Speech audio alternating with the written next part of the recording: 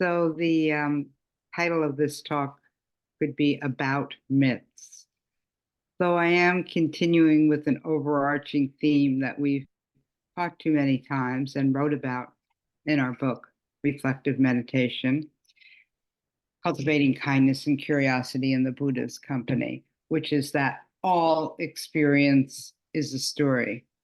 So in a meditation this week, I had a memory of being a child and hearing my mother tell stories of her childhood.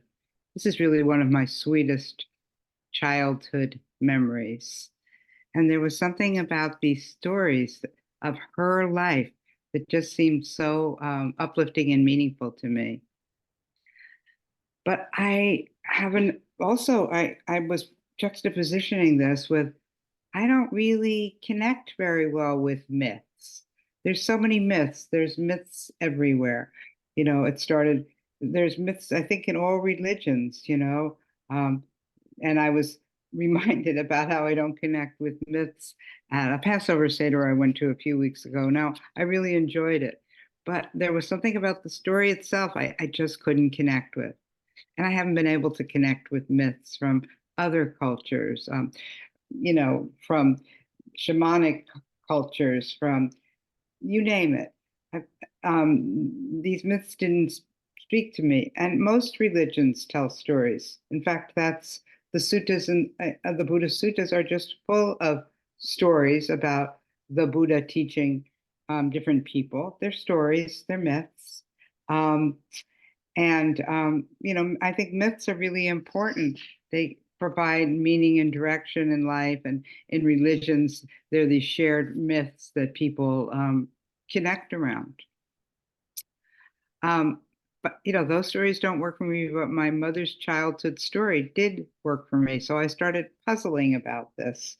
And I even remembered one story, which was about her and her sisters taking a hike in the nearby, I don't think they called it hike in those days, they called it a walk, in a nearby mountain range nearby to where they lived. It's the Poconos. And they got lost. And, they're searching for their way home, which they did ultimately find. What a myth is that?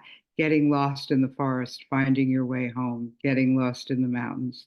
Now, as a child, I don't recall that I searched for meaning in it. All I knew was that I really loved hearing these stories.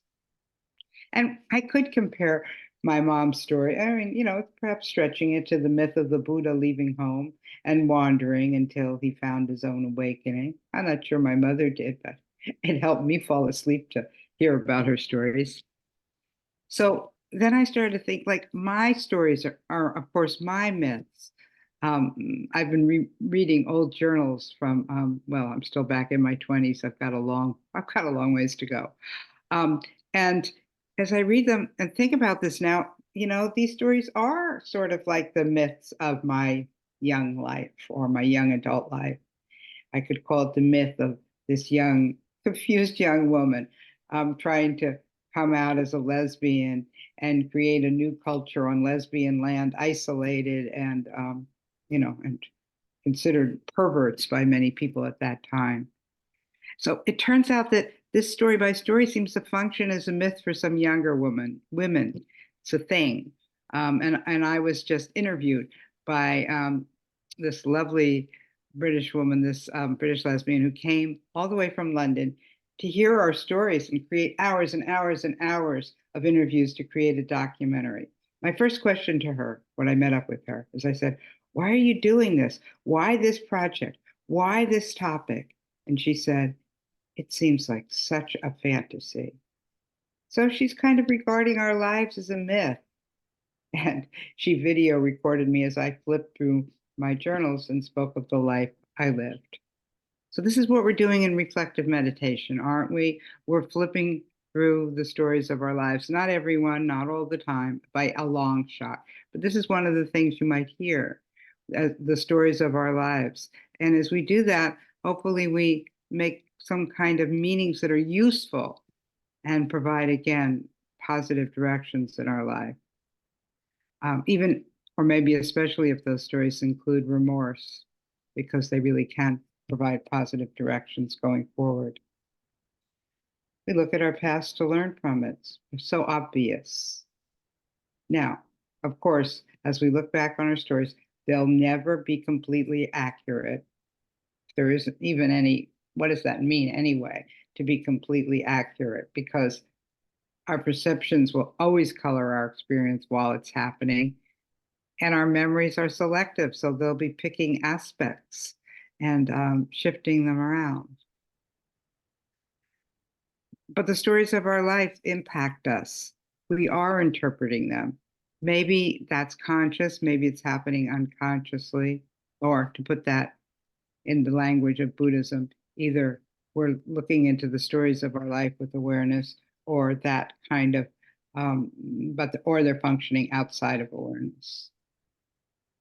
Now, as probably most of you know, looking at the past, looking at our stories from our past, from our childhood, from our previous, what happened yesterday, can be considered not meditating by some people and get a bad rap in some meditation circles. But there's hypocrisy because Buddhism is full of myths and stories. I can't begin to name them all, but immediately what comes to mind is their story of the Buddha leaving the palace and meeting up with an old man, a sick man, a corpse, and a mendicant. I think it's a myth.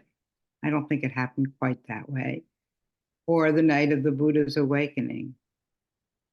And I don't know. I sort of also doubt he awoken all in one night.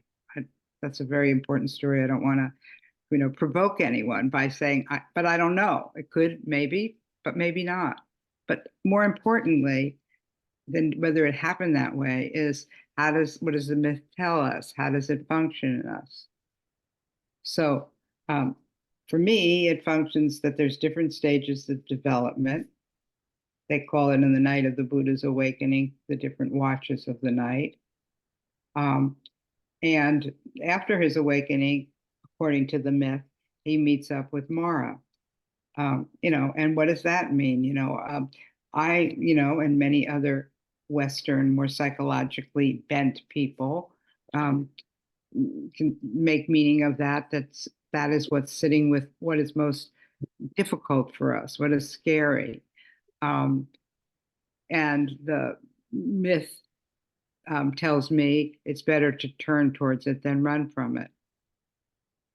And some teachers even go further, using psychological language and lens to interpret the story. With the wording, we best confront our shadows, the psychological aspects of our lives that lie below the surface. So if it's conditions are conducive, we invite you to meditate with the stories, with the myths of your life, and be curious. What meaning are you making of them? And hopefully, as you look at these stories over time, you'll start to regard them a bit differently. They'll open up, expand, perhaps regarding them with more kindness and curiosity. So I will end the talk there.